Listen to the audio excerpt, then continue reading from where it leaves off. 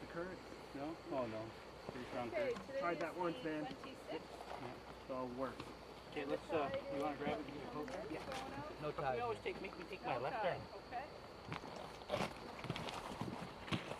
Why don't you take a hold to a hotel? Yeah, he's a little bit harder to grab. Oh, you Are got those two? Look at all the fish.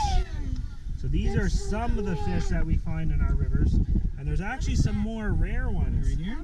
That is a. So this guy here, we don't usually see too many of these. This guy, he's called a smooth flounder. If you feel him, he's very smooth. Go ahead. See how smooth he is.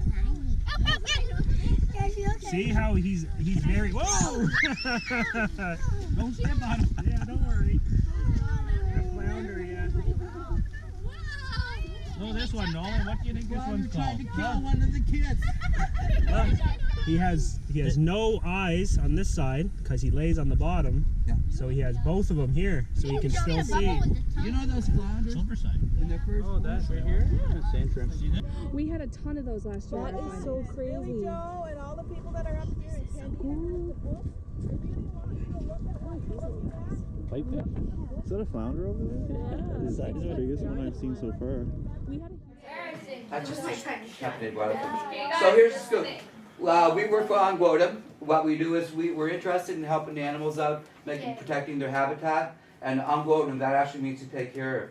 So we take care of the habitat, because if you don't have a healthy habitat, the animals are going to die, right? Remember we talked about the importance of a really healthy stream, and that's your habitat. So the fish need to survive. What would a fish need to survive? What do you guys need to survive?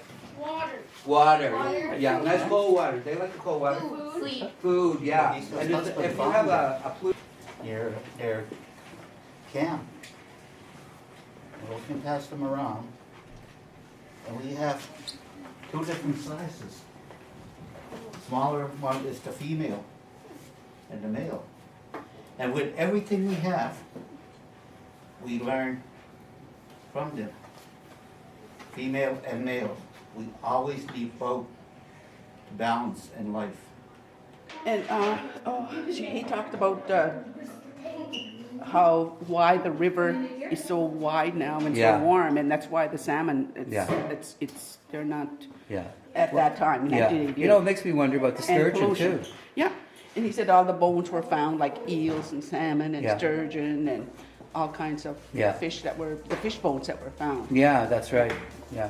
Okay, so promoting lifelong learning, our third workshop was about the kids teaching us about what we taught them about adopt a brook, their local ecosystems, rivers nearby.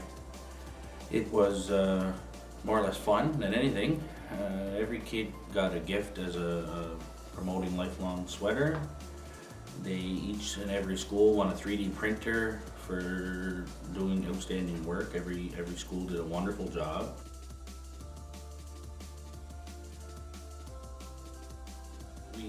We touched base with each school, just a little bit about brook floater.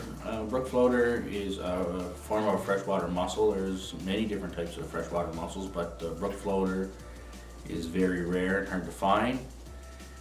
It is a great indicator of a healthy habitat, a great stream, and it's a great filtration for the stream. When you find them there, it's great for the stream and for the fish habitat and everything else around it.